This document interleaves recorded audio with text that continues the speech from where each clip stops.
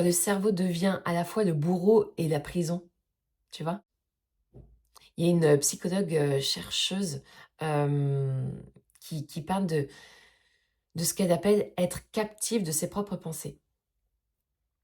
En fait, elle dit que, bah, c'est l'état dans lequel on se retrouve quand on confond ses pensées avec la réalité.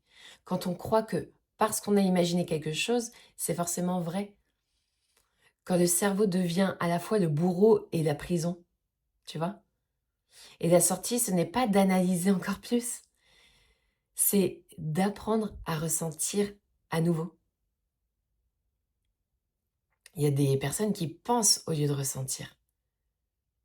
Je veux qu'on parle de ce phénomène que je vois beaucoup. Ces personnes ultra intelligentes, ultra organisées, ultra conscientes, qui analysent même leurs émotions au lieu de les vivre. Est-ce que tu vois ce que je veux dire? Ces personnes qui ne pleurent pas, elles expliquent pourquoi elles auraient pu pleurer.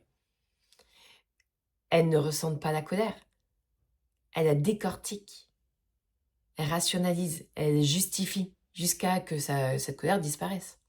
Elles ne s'accordent pas le droit d'être perdues, elles cherchent immédiatement la solution. Et après, ces personnes-là se demandent pourquoi elles se sentent vides, déconnectées, comme à côté d'elles-mêmes.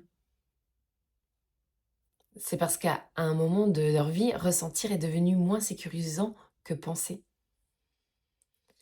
Les émotions sont imprévisibles. Ça peut déborder. Ça fait peur pour certaines personnes. Alors elles ont appris à monter dans leur tête et à y rester. Le corps, lui, il a décroché. Et quand le corps décroche de la conscience, il compense autrement. Fatigue chronique inexpliquée, tension dans les yeux, des tempes, la nuque, de brouillard mental, des compulsions alimentaires pour calmer le bruit intérieur, difficulté à être vraiment présente, même dans les moments agréables,